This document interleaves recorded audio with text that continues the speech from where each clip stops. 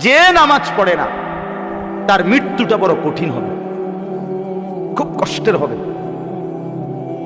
এই আয়াতে স্পষ্ট, মৃত্যু বড় কঠিন হবে তার। এরপর আল্লাহ বলেন ওয়ালাকিন কাযযাবা ওয়া তাওয়াল্লা, বরং সে কি করেছে?